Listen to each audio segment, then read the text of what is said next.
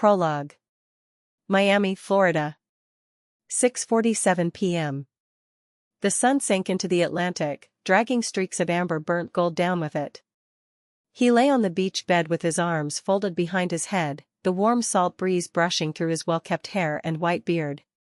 For the first time in 11 months, he was breathing like a man who had nothing to hide. The kind that made you forget what you were. Miami was supposed to be an escape. A week. That was all he had asked for.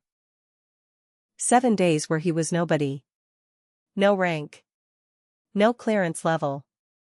No encrypted phones buzzing at 3 a.m. with reports that made sleep impossible. Just a man, a beach, and a sunset. 6 days had passed quietly. The 7th had other plans. Ding. The sound was soft, almost swallowed by the crash of the waves, but to a man who had spent decades in rooms where a single notification could mean the difference between war and peace, it cut through everything. He didn't move. Not immediately. His eyes stayed on the horizon, where the last sliver of sun clung to the ocean like it didn't want to leave either. His jaw tightened. A part of him, the part that had been a civilian for 6 blissful days, wanted to ignore it. Flip the phone over. Order another drink. Let the world burn for one more night. But that was the thing about men like him. They didn't get to look away. He reached for the phone resting on the small wooden table beside him. The screen lit up, casting a pale blue glow against his weathered face. One message. Encrypted channel. No sender name, just a 6-digit identifier he knew by memory. He opened it. You were right. 3 words. His chest tightened. He had spent 5 months trying to prove something that everyone around him called paranoia, a theory so dangerous that even voicing it had nearly cost him everything. 5 months of intercepted communications, falsified cargo manifests, and satellite imagery that didn't add up. 5 months of being told he was chasing ghosts. And now, 3 words confirmed that the ghosts were real. He sat up slowly, swinging his legs off the beach bed. The sunset didn't matter anymore. Miami didn't matter anymore. He typed back, his thumbs moving with a precision that betrayed his calm exterior. How deep does it go?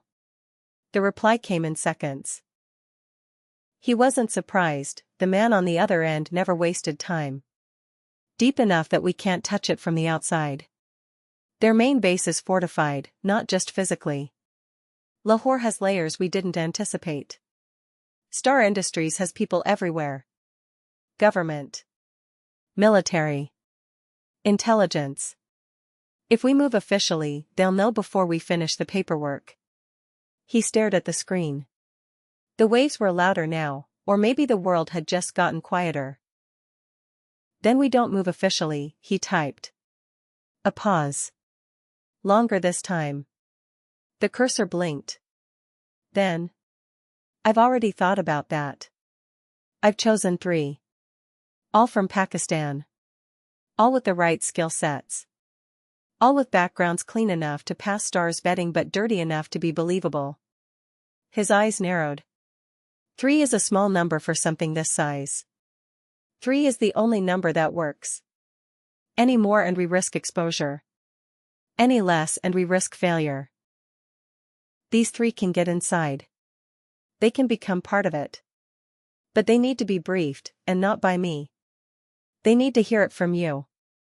They need to understand what they're walking into, because once they're in, there's no extraction plan. There's no safety net. They either find what we need, or they disappear. Permanently. He read the message twice. Then a 3rd time. The breeze had turned cold, or maybe that was just what the truth felt like. He looked back at the horizon. The sun was gone now. The sky had turned a deep, bruised purple, the kind of darkness that doesn't announce itself, it just arrives. He typed his response. Set up the call. Secure line. 48 hours. The reply was immediate. Already done. You'll have their files by morning. Read them carefully. 2 of them are exactly what you'd expect. The third, she's different. She's the one that makes this work, or the one that makes it all fall apart. He locked the phone and placed it face down on the table. For a long moment, he just sat there, a white-bearded man on a beach in Miami, watching the darkness swallow the ocean. To anyone passing by, he looked like a retired gentleman enjoying the last quiet moments of the evening. No one would have guessed that in 48 hours, he would set 3 lives on a collision course with one of the most dangerous corporations on the planet. No one would have guessed that the man on the beach bed was about to start a war that no government would ever acknowledge. And no one, not even him, could have guessed what those 3 agents would eventually find buried inside the Star Industries. Because some secrets aren't hidden to protect the guilty. Some secrets are hidden because the truth, the real truth, is something the world isn't ready to survive. He picked up his glass, took a slow sip, and whispered into the wind. God help them. The night answered with silence. And somewhere in Lahore, behind walls of steel and glass, a star-shaped logo glowed against the dark sky, watching, waiting, as if it already knew they were coming.